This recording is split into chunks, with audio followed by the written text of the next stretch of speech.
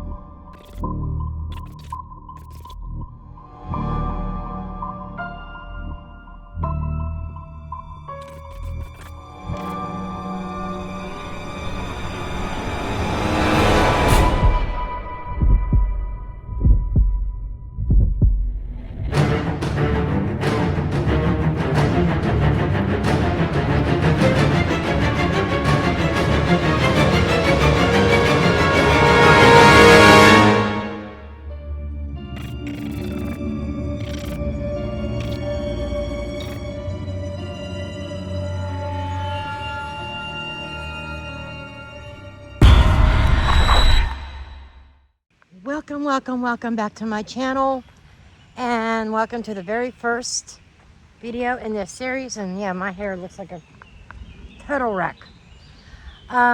This series is about me just doing some storytelling. This is story time, true crime story time, and I talk about different cases, talk about different mysteries, things like that. And before I begin, I just want to say I am going to continue to do tarot readings on this channel on different cases. It's just I'm doing an expansion to include other audiences besides those who are into the cards. There are some that probably wouldn't even come to my channel because they're not interested in the cards. So with that said, I decided to do this as well. And I want to let you know that everything in this video was put together based upon public knowledge, documents that have been vetted to the best of my knowledge. And I will include some statements that will be my opinion. I do encourage you to do your own research, form your own opinions on what you think happened. And let's get into it. So this is the case of the two Kansas moms. Have you heard about this case?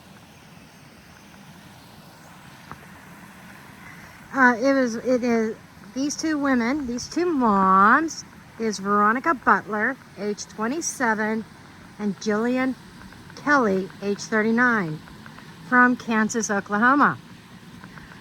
Basically, what had happened is Veronica, she was the mother of two young children, ages 6 and 8. But, however, she did not have custody of her kids, okay? She lost custody in 2022, and it seemed to be basically around the fact that she had a hard time holding down a job. She was moving a lot, and for a lack of stability. So the biological father, Wrangler Rickman, had custody of the children. And let me tell you, he was no prize either. But they were involved in like a 5-year-long, very ugly, very nasty custody battle. And, oh yes, Veronica was from Youghiogheny, Kansas, which is, I guess, right outside of Kansas. And And she was really loved by her friends and her family. She was very active in her family's life and her friends' life. The biological father, Wrangler, he seemed to have had a little bit of a substance issue. And he went to jail. When he got out of jail, he went into rehab. So that's where character 1 comes into play. That would be Tiffany Adams, age 54. She was the paternal grandmother of the 6-year-old and the 8-year-old, Veronica's children. And she ended up with custody because the dad was in prison for firearms and other miscellaneous things. But even though she took over custody, technically he had legal custody. Now Veronica had limited visitation, kind of restricted. I got them like once a week. I believe, no, correct me if I'm wrong, I might be wrong on this, but I think it was like every Saturday she got to visit with her children. However, it was supervised visits, okay? And there was a court-assigned person that would go with her when she would do things with her children. And even though she had this limited custody, Veronica was really working hard to better herself, to provide a more stable life for the children. And she has an attorney that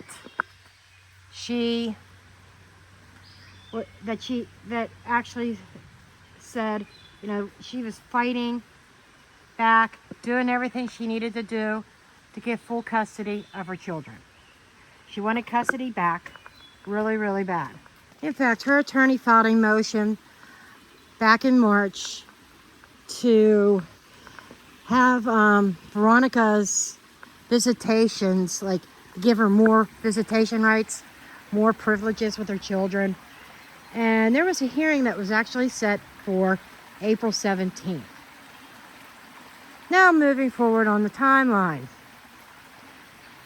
On March 30th, Veronica left home with Julian Kelley. Now, let's back up for a second here. Okay.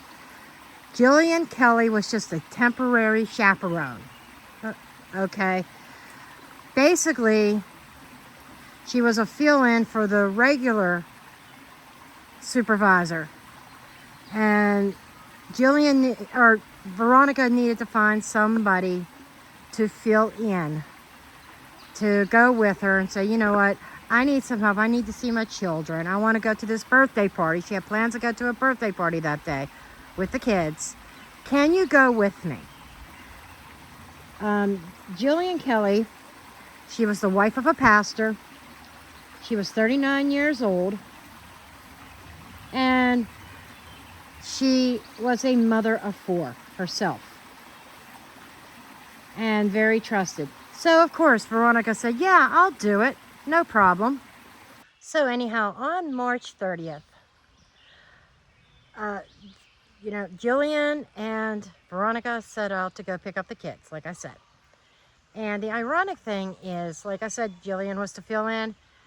That same day, how Julian got to be the fill-in was that Tiffany, the ex-mother-in-law, grandparents of her children, she had custody of them, she's the one that asked the normal person, the regular, not to go that day, to take a couple weeks off and let Veronica figure out who's going to go with her for the supervised visit.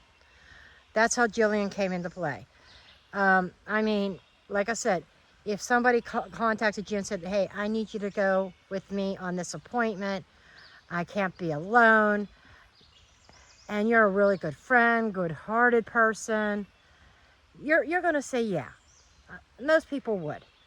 And that was all that Jillian's involvement in this was.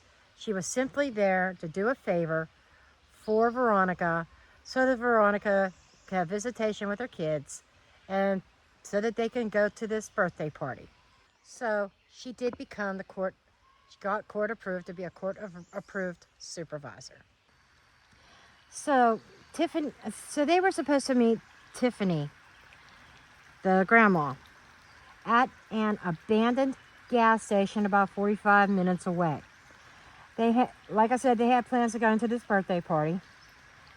And when they didn't show up, 2 relatives went out searching for them. And what they did is they found Veronica's car empty, abandoned. Not a trace. And it was along the side of the road. So what they did is they went ahead and they reported it. And they also reported the 2 moms missing. And then it was found about 3 miles from the gas station, from their destination. So the police and investigators came to the scene. And all that they would say would be is they said that there is evidence of foul play. And for a while there, we didn't know anything. And then it came out that later that there were pools of red bodily stuff, on the road around the car, and Veronica's glasses that were broken with a broken hammer. And then after that, the Oklahoma State Police took over the case. Now, they were keeping a lot close to their chest. They were being very quiet about any kind of evidence that they may have had, I guess to protect the integrity of the case. They even told the victims' families to please not get on social media, don't do any kind of interviews, that we want to be able to preserve any evidence and the integrity of the case.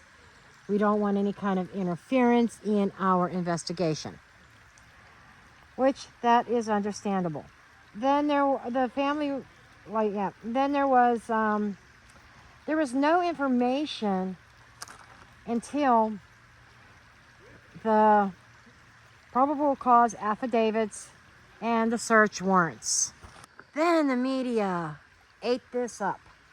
There was a frenzy all over media, social media, everywhere.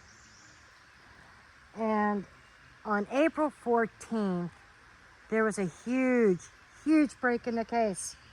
It's when 4 arrests were made. Tiffany Adams, age 54, she was the paternal grandparents of the 6- and 8-year-old. And her boyfriend, Tad Kelle.y, age 43. Then we had Cole Trombley, age 50. And we had Cora, his wife. I'm not sure what her age at this time. I didn't write it down. My bad. All 4 of them lived in the Oklahoma Panhandle. Now, this place is out in Timbuktu, often referred to as no man's land. Okay, and it had a reputation of being rebels and criminal activity, people who were anti-government, and this actually dates back, the history on this place, the people living there, it dates clear back into the 1800s. The 4 of them were all arrested on counts of kidnapping, conspiracy to commit, murder, and first degree murder. They were all arrested, they were booked, and yes, they were denied bail because they were the prime suspects. And all 4 of them pled not guilty. Then we come to the arraignment. That was interesting. And I'm going to play you a clip pretty soon from News Nation, where they were covering what was going on at the arraignment. And basically, there was a lot of shouting, people shouting things at the suspects as they walked through, and they had to parade. They paraded right down the center of this courthouse, by the way. Out on the rooftops, there were snipers, and you know, they had metal detectors. The police, everybody entering the courthouse, they had to spread their legs and put their arms straight out, and they went over with a metal detector to make sure they didn't have anything that shouldn't be in the courtroom. Because let me tell you, there was emotions running high, and it was explosive. Now here's the clip. We show up and I immediately notice that there's sheriff's deputies everywhere, snipers up on the roof of the courthouse for security. There is a police drone in the air, actually, that they're flying over the small parking lot. They've got deputies out in the parking lot with those metal detector wands. And before you could go into the courthouse, right in the parking lot in the middle, you had to spread your arms. They checked you, obviously no electronics, no cell phones. I was wearing a hoodie. I couldn't even wear my hoodie. They said you have to take your hoodie off and take it back to the car. I've never had that happen before. So finally get inside. We go up to the third floor, small little quaint courthouse, very, very small courtroom. And that's when sort of the emotions just exploded, Ashley. This is interesting. I've never been allowed to sit in the front row before. I later realized it was actually a very good move by the court administration. So we sit down, they brought the suspects in one by one, so they didn't bring them all in at the same time, and they marched them right through the middle of this little courthouse, by the way. You saw they come out the front door, the video you're looking at, so there's no like back hallway or anything like that. So that was interesting. And they bring them in one by one, and there's about 24 family members of the victims in the back 2 rows, and it is just another level of emotion, sobbing, crying. And then when each person came in, they weren't yelling, but they were talking loudly enough for everyone to hear and directing things at the suspects during the court hearing. I've never seen it before. And I wrote down some of the things they said. When Cole Trumbley came in, Veronica's dad said, "Bastard, bastard." When Tad Cullum came in, they said, "You are a sorry ass piece of you know what." I'm not going to say what they said, a bad word. And when Grandma Tiffany came in, they said, "Effing B-word who killed my daughter." And this is while the others are sobbing. And then at one point, not at one point, it's pretty much throughout the entire thing, it took about an hour for them to get through each one of the suspects. They had to hold Veronica's dad back. And it was his family members were literally holding on to each arm because he wanted to rush the suspects. And I guess it was just, I've never seen it before, because normally when people get emotional in a courtroom, they will stop. The bailiff will say, "Everybody, we understand this is emotional, but, please." That didn't happen here. It just moved on. So these people that were arrested, they claim to be part of this anti-government religious group called, God's Misfits. Now, what they would do is they would meet weekly. They would choose somebody's house, any member's house, and they would actually meet weekly. The leader of this group, he goes by the name Squirrel. Obviously, that's not his real name, that's his nickname. But Squirrel lives in South Carolina, I think it is.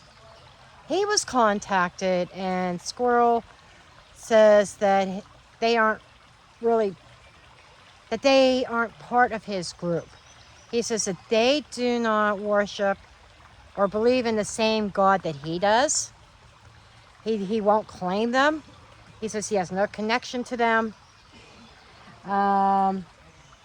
And frankly, he doesn't want anything to do with them. So as we stated before, the grandma had unofficial custody, but she kind of stepped in because of her son having addiction issues, being in rehab, and Veronica not having custody because of her stability issues. And this was a really nasty custody battle. There were claims of abuse on both sides. Basically, Veronica and Wrangler both pointing fingers at each other, claiming that there was abuse, but when at any time the kids were with one parent or the other. And I guess that is the real reason why Tiffany, the grandma, stepped in and then to take over. And she actually did not want either parents to have custody. She did not want her son to have custody, and she definitely did not want Veronica to have custody. And so she wanted the grandchildren to herself. Moving forward, what else was found that was put in the affidavits were that Tiffany had searched on her phone for things like taser pain level. She was looking for bang bang shops. You know what that is, the pops. She was looking at prepaid cell phones and how to get somebody out of their house. That's an interesting one. How do you get somebody to come out of your house? Apparently these searches were about a week or 10 days prior to the incident happening. And according to the affidavits, Cora's 16-year-old daughter, now she's one of the four, she's not, we had grandma and grandma's boyfriend, now there's Cora and her husband, right? Cora's 16-year-old daughter said, well, she spoke to authorities, and she had said that Mom spoke of a previous attempt in February, but failed because Veronica would not come out of her house. And also the four arrested, she told them that, let's kind of back up for a second.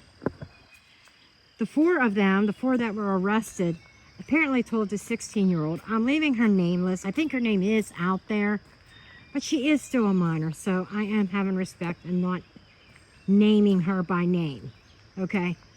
Apparently they told her that they were going on a mission that day, the day that Veronica and Julian disappeared. And then when they came back, they told the 16-year-old to clean the truck and that they would not have to worry about Veronica anymore. And that Julian also died because she was a supporter of Veronica. The daughter asked her mother about a well. She goes, what happened? Where'd you put her? Did you put them down in a well or something? And the mom's response was, well, kind of something like that. And according to court documents, Tiffany did admit responsibility. And her and Tad, her boyfriend, it's alleged that her and Tad have a history of violence, bullying, harassing other people, okay? And the previous plots that were come up with, the plots that failed to take out Veronica, the two of them were the ones that were the plotters in the previous attempts. So, and then in the court documents, get this. This is and I shit you not moment. I tell you, in the court documents, that it was said that they knew the walking trail, the walking pattern of the judge involved in the custody case. Are you kidding me? So basically, they knew the trail like the judge would walk to get to the courthouse every day. This is one of the big reasons, amongst a few other reasons, why bail was denied. Then there's another big break in the case. Something else that happens. On April 24th, there is a fifth person arrested. That's right. There is a 5th person. His name was Paul Grice. He was 31 years old, a youngin'. Paul admitted to him being his part in the planning and the unaliving and the burial. He was actually taken into custody with the other 4 when they were arrested. But Paul was released for whatever reason. I don't know if it was a lack of evidence or what, but he was actually released. And then on April 24th, he was arrested again. And he was arrested because he effed up. Let's face it. What a dumbass. I mean, I'm glad he messed up. There's a witness out there. And he told this witness, or he asked this witness, he wanted to know how long does it take DNA, or how long does DNA remain on clothing that is buried in dirt in a 15-foot hole. Little suspicious, right? He just implemented himself right there. And then he also wanted to know how to get a guy and their family out of the United States and into Mexico. It's kind of funny. You look at the border, everybody's trying to get into the United States, and this guy is trying to get a guy and his family out of the United States. I am assuming he was asking for himself, but I think he kind of made it out like it was for somebody else. Also, other things that came out that was, I think, in the affidavits is that Cora and Cole, they had these burner cell phones in the truck when they were arrested. I don't know if they were burner phones, but I know that there were cell phones in the truck. I am assuming, allegedly speaking, that these cell phones may not have belonged to them. I'm not sure. That's a little bit of a gray area. But when they were arrested, they had these cell phones. And I guess investigators are claiming that there could possibly be links to the site to where Julian and Veronica were buried. The bodies were found on April 14th after 2 days of excavating in a cow pasture. Yep, they were buried out in cowland. And they were found in a 10-foot deep hole, enclosed in a deep freezer. That's creepy, if you ask me. After the bodies were retrieved, they were taken to the medical examiner. But as of yet, we do not have a cause of death. They have not released a probable cause of death, so we don't know exactly what they passed away from. Now, in that same area, there were a couple burner phones found, and the whole site itself where they were buried was covered in hay. I am actually going to play another clip here in a moment. Tad, Grandma's boyfriend, dug the hole with a skid steer.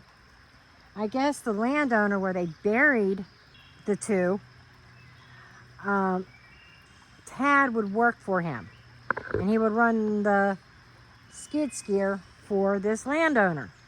So he just asked him if he could borrow it for a project. Landowner, not knowing any better, said, "Oh yeah, sure, go right ahead." And he used that piece of equipment to dig that 10-foot deep hole. We're going to head over and we're going to watch a little bit of Brian Eaton from News Nation. It's dark out here, so bear with me, but this is the area where the missing women were found. This is the spot. You remember in the police report they mentioned a dam. This right here, this buildup of dirt, this is the dam. There's a pond on the other side, and if you walk with me this way, just about 50 feet or so, maybe a little more from the dam, you can see where the earth is disturbed. where the tractors were out here. This is where investigators came. They dug right in this area, went down about 10 feet, I'm told, and this is where they discovered the missing mom's bodies. If you look in the distance there, you can see there is a pile of hay back there. I am told by sources that hay was moved over the area where the digging happened, that Tad, the suspect Tad, moved that hay over here to cover up the area where he was digging, hoping that the cows, this is there's a cow farm here, that the cows would come over, this is a ranch, and start feeding on the hay and make the area look less suspicious. But still, investigators were led to this spot. And again, this is the area right here where they started digging and they found the bodies. And at this point, that's about all that we know for sure. The attorney, this is really, really sad. Veronica's attorney said she was about to receive full custody back of her children. And I think that was on this upcoming hearing that was supposed to be in April, that Veronica unfortunately never made it to. And Grandma Tiffany did come out and make allegations that a close relative to Veronica's played around, messed with the 6-year-old and the 8-year-old inappropriately. Is that why she's so adamant at keeping custody? Maybe. But I think it was more, she didn't want to lose the children herself. She didn't want Veronica to have them. And I'm kind of wondering if the fact that she saw the writing on the wall, she knew Veronica was going to get her kids back. And this was her way of stopping. I thank you all for tuning in for my first episode of Story Time. Let me know if you want some more of these to be mixed in with the tarot readings. Still doing my readings. I'm not giving that up. Nope. But let me know how you like this. This is probably going to be a rough one because it was my first one.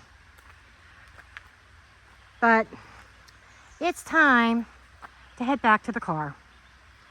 We're supposed to get rain, and I'm looking up at that sky. Nobody else is on the trail anymore. And I'm thinking, it's time to skedaddle. I'll have to see what time it is when I get back to my car. That perhaps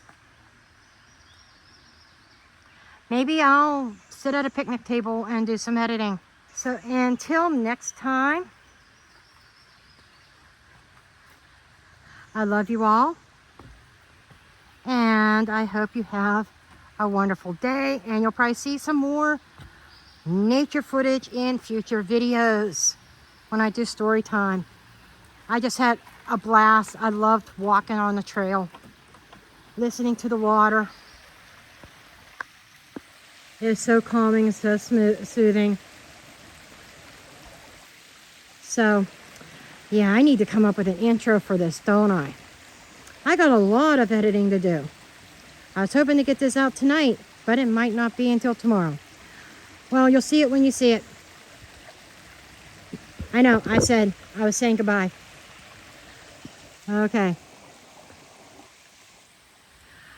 I'm out of here.